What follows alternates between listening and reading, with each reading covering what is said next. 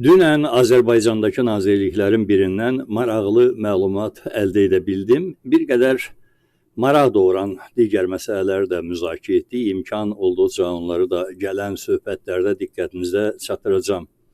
Bugün daha çox hakimiyyət rollarının maliyyəsinin artırılması ilə bağlı əldə etdiyim məlumatları bölüşmək istəyirəm. Əvvəlki söhbətlərdə də qeyd etdiyim kimi, hakimiyyətin ən böyük troll qrupuna prezidentin xarici siyasət məsələləri üzrə köməkçisi Hikmət Hacıyev nəzarət edir. Həmin qrup daha çox onun müdafiəsinə yönəlmiş kampaniyalar aparır. Azərbaycan Saatı və başqa kanallarda Hikmət Hacıyev ilə bağlı gedən materiallara savadsız şərhlər yazmaqla məşğuldular. Təbii ki, belə qrupları saxlamaq və bu işdə məxfiliyi qorumaq davamlı maliyyə resursları tələb edir. Əvvəlki illərdə Hikmət Hacıyevin troll dəstələri qonorarlarını Medianın İnkişafı Agentliyi, SOKAR və Altay Həsənova məxsus olan PMD qrupdan ayrılan vəsait hesabına ala bilirdilər. Lakin troll qruplarının sayının artması yeni maliyyə mənbələrinə ehtiyac yaradıb. Bu səbəbdən də Hikmət Hacıyev maliyyə mənbələrini genişləndirmək üçün üst tutub bir neçə nazirlik və agentliyin büdcəsinə.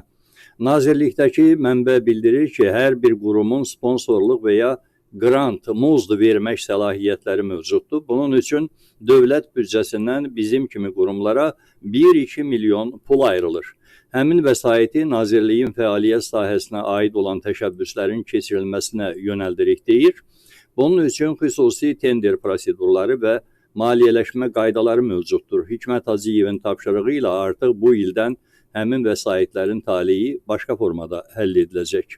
Həmin vəsaitlər ya Hikmət Hacıyevin tapşıracağı qurumlara köçürüləcək, ya da mərkəzləşdirmə adı qoyaraq bir əldə cəmləşdiriləcək. Bir sözlə muzd monopoliyası yaradacaq. Sonrası da aydındır, troll qrupları bu vəsaitlərlə maliyyələşdiriləcəklər. Əldə etdiyim bu məlumata görə maliyyəsi əlindən alınan qurumlar tam olaraq Mehriban Əliyevanın nəzarətində olan nazirliklərdir.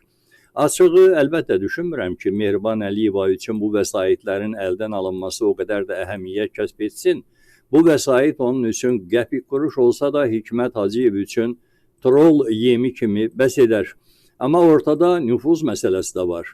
Bir qurumun əlində səlahiyyətlərinin və maliyyəsinin alınması həmin nazirliyin başına vurub çörəyini əlindən almaq kimi bir şeydir. Nazirlik nümayəndəsinin bildirdiyinə görə yaxın vaxtlarda bununla bağlı qanunvericilikdə dəyişimlər edilməsi gözlənilir. Açıq mətnlə yazılmasa da hər il nazirliklərə ayrılan qrant vəsaitləri Hikmət Hacıyevin troll dəstələrinin maliyyələşməsinə veriləcək. Doğrusu, trolların maliyyəsinin artırılması təklifinə mən də sevindim. Onlar da insandır. Gecə-gündüz sosial şəbəkələrdə söyüş kampaniyaları aparmaqla çörək pulu qazanırlar. Bu hakimiyyətin onlara onsuz da başqa verəcəyi bir şey yoxdur. Heç olmasa söyüş sayına görə normal muzd verə bilsinlər.